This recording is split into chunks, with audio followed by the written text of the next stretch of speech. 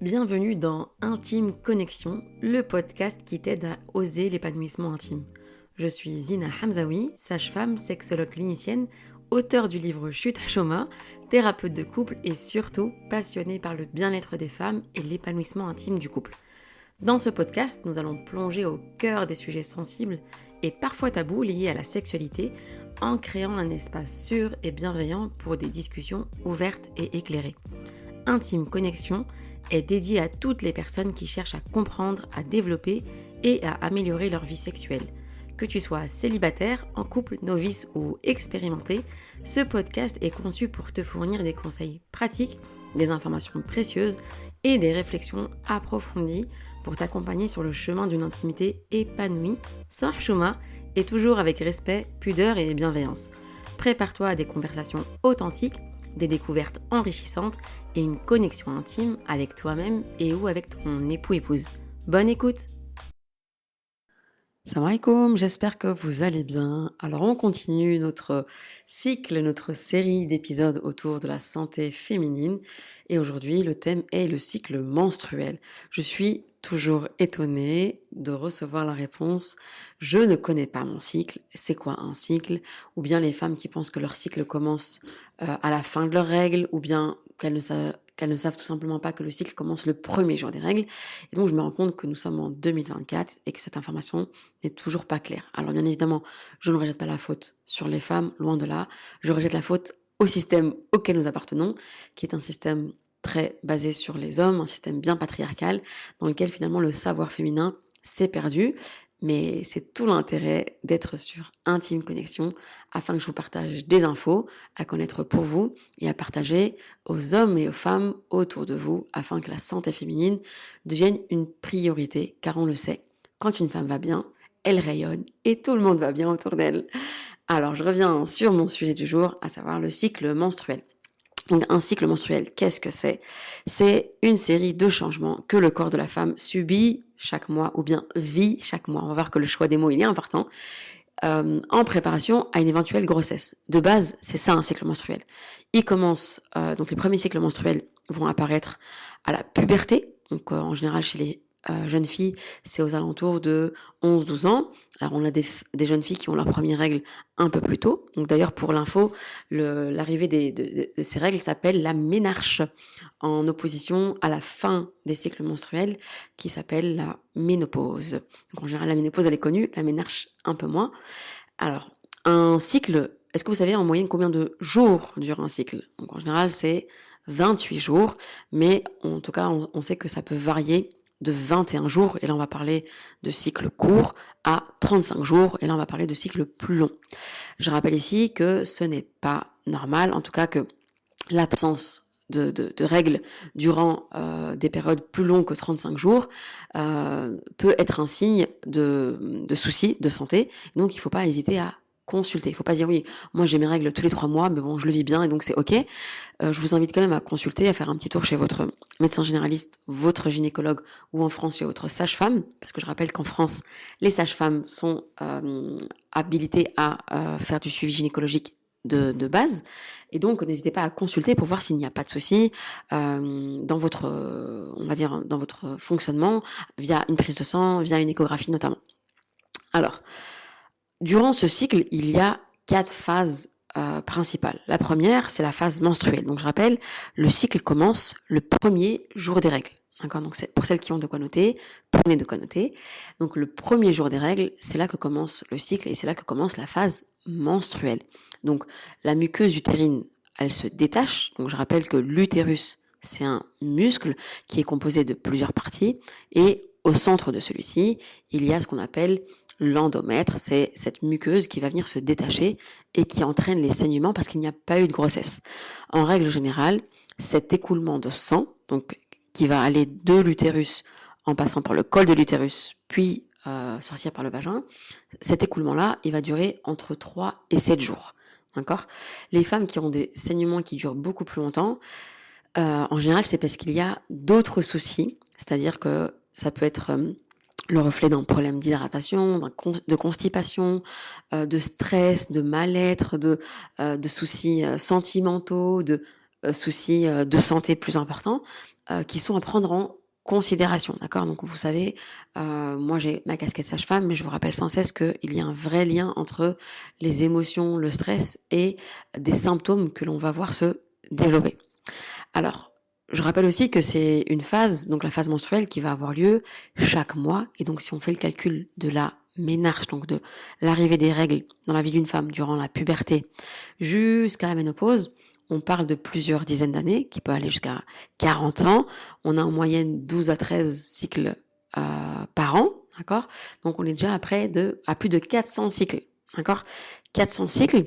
Donc, si à chaque cycle, vous n'avez pas une bonne hygiène, et là je vous renvoie à l'épisode précédent autour de l'hygiène féminine, ou bien si vous utilisez de mauvais produits, eh bien vous mettez à mal cette zone intime. Et donc ici, j'ai envie, encore une fois, de vous faire découvrir la marque SoCup, une marque développée par Socona, alias l'émancipatrice, qui a développé toute une gamme de produits pour le bien-être des femmes.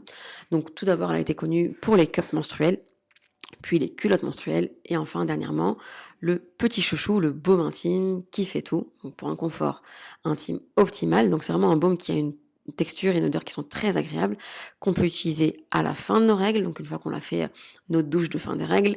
Donc ici, les croyantes savent de quoi je parle, parce qu'on sait que quand on a fini nos règles, on fait ce qu'on appelle el rosl, donc la douche de purification. Et donc c'est un baume qu'on peut utiliser bien évidemment après cette douche, ou bien si on a des irritations au niveau de notre vulve, mais aussi lors des moments intimes. Ça peut être vraiment un outil pour justement pour amener du plaisir et du confort dans cette relation de connexion intime avec votre conjoint. Donc SoCup, c'est vraiment une marque dont vous m'avez parlé à plusieurs reprises. À chaque fois que j'ai fait des sondages sur les réseaux, c'est une marque qui est revenue en tête. Et aujourd'hui, je suis heureuse à mon tour de vous la faire découvrir. Donc vraiment des produits avec des matières nobles, car on ne met que de la qualité au niveau de notre zone intime. Et là, j'ai envie bien évidemment de vous parler des culottes menstruelles, donc qu'on va utiliser durant nos règles. Donc les culottes menstruelles, comment ça fonctionne? Alors il y a, par exemple, ce qui est chouette avec la marque SoCup, c'est qu'il y a des culottes qui sont détachables. Donc on n'a pas à enlever tout le pantalon quand on est aux toilettes. Donc je sais que pour celles qui travaillent à l'extérieur, ça peut être vraiment un frein. Donc il y a des culottes détachables. Donc comment on fait? On met notre culotte menstruelle le matin, on va au boulot, et puis on a une petite pochette avec une culotte menstruelle de rechange. Et puis hop, on déclipse finalement, et on met la culotte qui a absorbé les saignements dans la pochette, et on met la culotte propre, en ayant bien évidemment passé un petit peu d'eau pour se laver les parties intimes.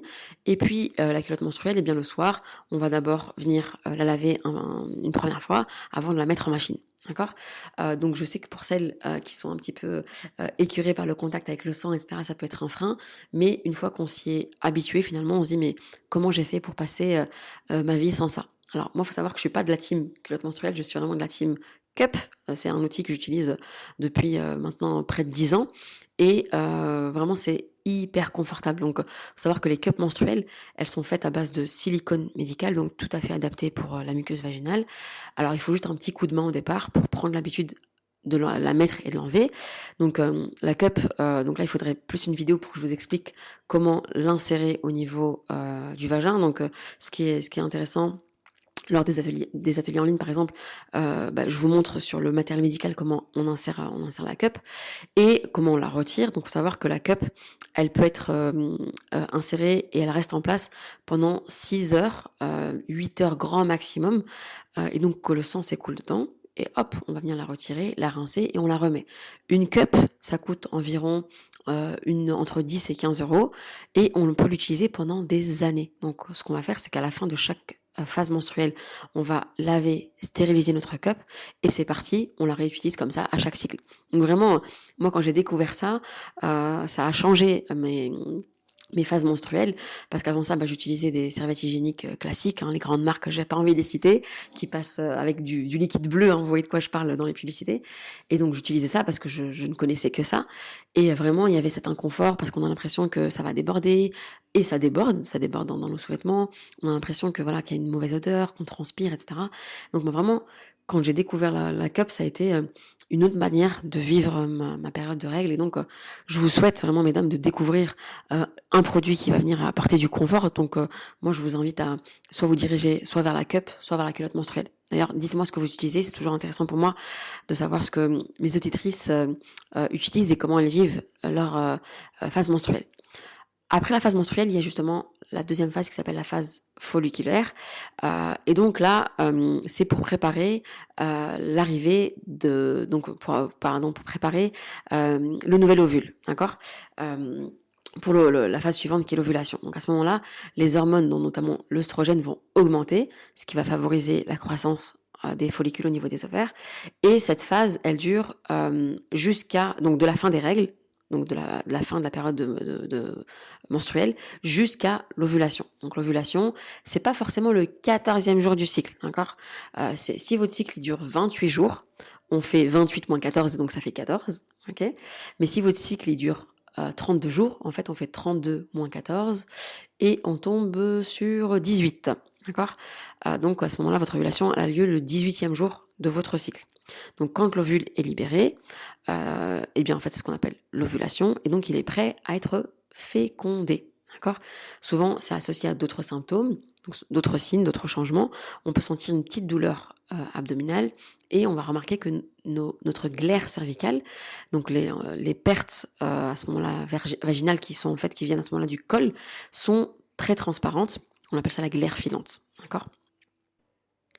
Il faut savoir que l'ovulation, elle peut être ressentie. Donc, s'il y a des femmes qui disent « Ah oui, moi je sens mon ovulation, j'arrive à sentir si c'est dans mon ovaire droit ou mon ovaire gauche », c'est tout à fait possible. Hein. Vous n'êtes pas folle, vous n'êtes pas anormale, c'est tout à fait possible. Surtout les femmes voilà, qui ont cette capacité à se connecter à leur corps, bah, vous allez bien capter à quelle date ça a lieu, même à quelle heure ça a lieu. Après l'ovulation, il y a la phase lutéale et donc c'est le moment de préparation du corps à une éventuelle grossesse. Donc les niveaux de progestérone, ils vont augmenter, ils vont épaissir la muqueuse utérine et si l'ovule n'est pas fécondé, donc s'il n'y a pas eu de relation intime avec éjaculation intravaginale, en tout cas à l'entrée du vagin et qu'il n'y a pas eu de rencontre entre spermatozoïdes et ovocytes, eh bien le corps il se prépare aux règles suivantes. Et cette préparation-là, elle peut être accompagnée de plusieurs symptômes qu'on appelle le syndrome prémenstruel. D'accord. Et donc, l'information à retenir ici, c'est l'importance de bien suivre votre cycle, de le connaître, de savoir quand est-ce que commence votre cycle, quelle est la durée de votre cycle, comment vous vivez chacune des phases. Donc là, vraiment, n'hésitez pas à me dire si vous étiez déjà sensibilisé à ces questions-là. Et qu'est-ce que vous faites pour finalement prendre soin de votre cycle et vivre au mieux chacune des différentes phases. Il y a aussi des applications qui existent. Une des plus connues, c'est l'application Flow, F-L-O, pour suivre son cycle. Et donc, elle vous dit à chaque fois que vous avez vos règles, bah vous l'indiquez, et elle vous dit à chaque fois quelle est votre période ovulatoire. Donc ça, c'est intéressant pour les femmes qui souhaitent tomber enceintes, ou bien pour les couples justement qui ne souhaitent pas de grossesse. Et ben, c'est la période où on va un peu plus faire attention si vous n'avez pas envie de grossesse, d'accord. En tout cas, il y a quelques croyances, en tout cas quelques mythes par rapport aux règles que je voulais partager avec vous. Et une d'entre elles, c'est le fait que c'était normal d'avoir très mal pendant les règles. C'est archi faux. D'ailleurs, les douleurs intenses, elles peuvent indiquer un problème de santé, d'où l'intérêt de consulter. Et là, je vous renvoie à un des épisodes précédents autour de l'hydratation. Donc, on va voir que c'est hyper important d'être hydraté tout au long de son cycle, et notamment durant la phase menstruelle et la phase ovulatoire. Alors, autre mythe aussi par rapport au cycle, c'est, donc je l'ai un peu dit tout à l'heure, j'ai un peu spoilé, c'est le fait que l'ovulation a lieu d'office le 14e jour. C'est pas toujours le cas, comme je vous l'ai dit, avec notre petit calcul. C'est un peu plus complexe, mais c'est aussi simple à comprendre. Alors, les informations à retenir dans cet épisode, c'est connaître votre cycle, connaître les différentes phases, l'importance de son suivi. Et je vous invite vraiment à être curieuse, à vous former, à vous informer autour de ces questions, car prendre soin de son cycle, c'est aussi prendre soin de soi en tant que femme. Et un peu plus tard, j'espère avoir l'occasion de vous donner justement des astuces pour mieux vivre son cycle en tant que femme, et aussi pour préparer les différents changements, notamment quand là je pense aux femmes qui on va dire qui vont venir vivre la ménopause, parce que souvent on n'y est pas du tout préparé, et donc qu'est-ce qu'on peut mettre en place pour vivre son cycle à nos différents âges de vie. Voilà, je vous laisse avec ces informations là. Prenez soin de vous. Merci d'avoir écouté cet épisode d'Intime Connexion. J'espère qu'il t'a apporté des informations précieuses et utiles pour t'accompagner vers une sexualité épanouie. N'oublie pas de t'abonner au podcast pour ne manquer aucun nouvel épisode. Tu peux également me suivre sur les réseaux sociaux pour rester informé de mon actualité. Si tu as des questions, des suggestions de sujets ou des témoignages que tu souhaiterais partager, n'hésite pas à me contacter. Souviens-toi aussi que la sexualité est un domaine intime et personnel. Et si besoin, tu peux consulter une ou un professionnel de la santé pour un accompagnement personnalisé. Merci encore d'avoir choisi Intime Connexion comme ressource pour explorer la sexualité, briser les tabous et créer des liens intimes plus profonds. Prends soin de toi, cultive l'amour et l'intimité et je te retrouve très bientôt pour un nouvel épisode d'Intime Connexion.